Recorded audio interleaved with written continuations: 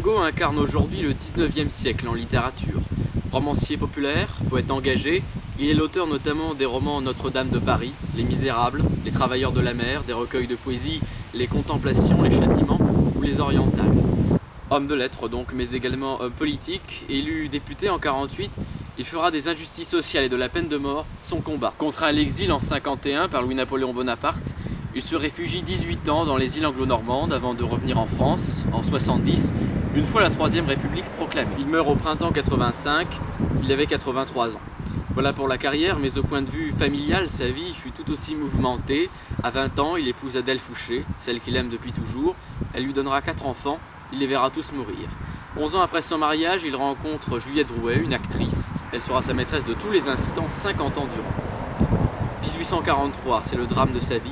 Sa fille Léopoldine se noie ici, à Villequier. Elle n'avait même pas 20 ans. C'est donc pour tenter de mieux connaître l'écrivain, mieux connaître l'homme, que je vous propose de partir sur ses pas. D'abord à Paris, dans l'appartement que le poète occupa place des Vosges, alors place royale de 1832 à 1848, y passant là 16 ans de vie mondaine et trépidante. Puis direction le château des Roches dans la vallée de la Bièvre, un endroit paisible où le poète venait se ressourcer, s'inspirer, à l'occasion de vacances familiales passées chez son ami Louis Bertin. Enfin, vous me rejoindrez dans un lieu émouvant, empreint de souvenirs et de mélancolie, Villequier en Seine-Maritime.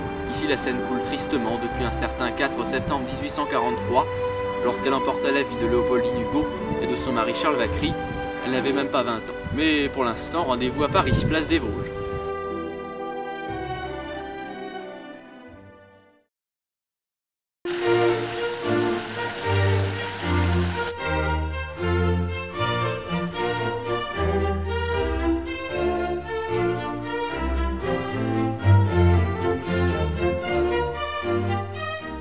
C'est au numéro 6 de la place des Vosges, alors place royale, que Victor Hugo emménage en 1832 dans l'hôtel Rouen-Guéméné. Derrière ses fenêtres, l'écrivain passera 16 ans de vie mondaine et trépidante. Alors Victor Hugo s'installe ici en 1832. Alors quels événements va-t-il vivre durant son séjour ?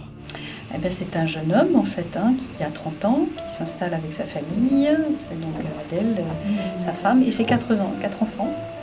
Donc c'est déjà un écrivain célèbre. Il arrive juste après la bataille d'Hernani, la fameuse bataille qui a eu lieu dans le théâtre à la suite de sa pièce Hernani. Et puis il vit ici des jours plutôt heureux, plutôt très actif. Il est très très actif.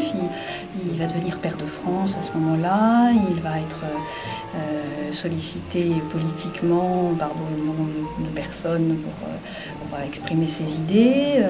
Il va écrire beaucoup de choses, les Burgraves. Il va entamer Les Misérables, qu'il continuera ensuite, qu'il réécrira plus exactement après dans son exil à Guernesey. Dans le Salon Rouge, Hugo reçoit ses amis du cercle romantique, les écrivains Sainte-Beuve, Balzac, Lamartine, Mérimée, Dumas, Gautier qui vient en voisin du 8 place des Vosges, ou encore les compositeurs Liszt, Berlioz et Rossini, soit à peu près le tout Paris des arts et des lettres. C'est là qu'il devient vraiment le chef de file du mouvement des romantiques, jusqu'en 1948 où il est obligé de partir en exil au moment de l'arrivée au pouvoir de Napoléon III. Et alors est-ce qu'il avait des rituels pour écrire ? Comment travaillait-il ? Il avait des rituels, il écrivait tout le temps, surtout. Il écrivait debout, la plupart du temps. Ça allégeait sa circulation et ses jambes.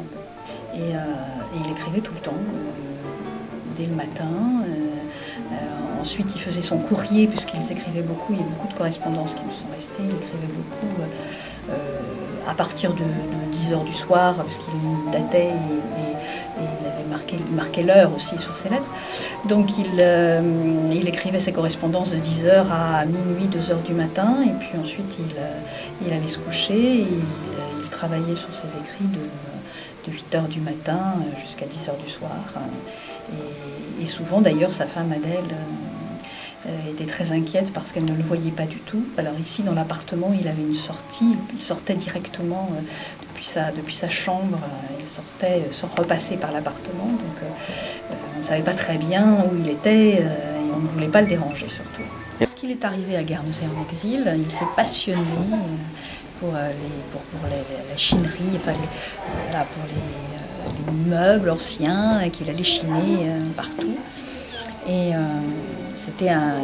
il adorait mélanger les meubles, les détourner de leur première propriété. Voilà, il a imaginé, alors toujours dans le même goût néo-gothique, puisqu'il adorait le gothique, donc effectivement ce sont des meubles qui sont d'un bois très foncé, très sculpté et très gothique dans l'esprit. Mais il mélangeait tout, il rassemblait les choses, il faisait des dessins, des croquis. Alors il s'amusait beaucoup, c'était sa grande liberté, il adorait ça. Il a même dit un jour que c'était finalement qu'il avait raté sa vocation. Je pense qu'il exagérait beaucoup.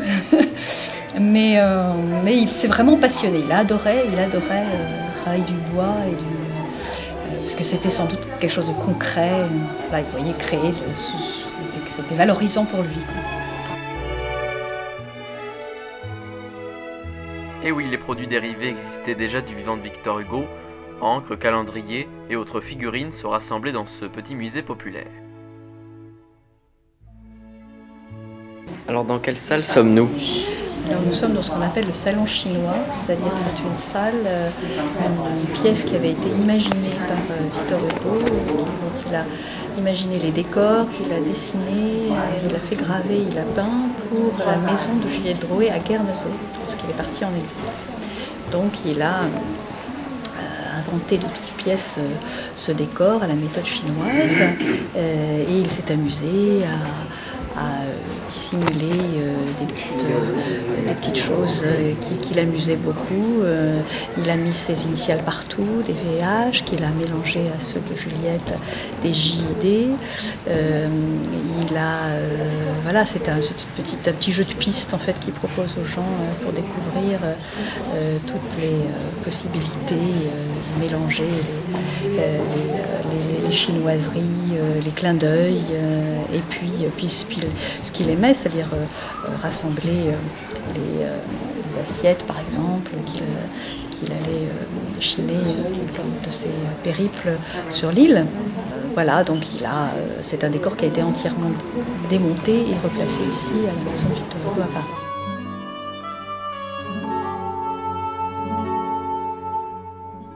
« 162 ans après, la maison de la Place Royale, devenue musée dès 1903, a subi quelques transformations, mais elle a gardé une atmosphère, une âme, comme un parfum de 19e siècle.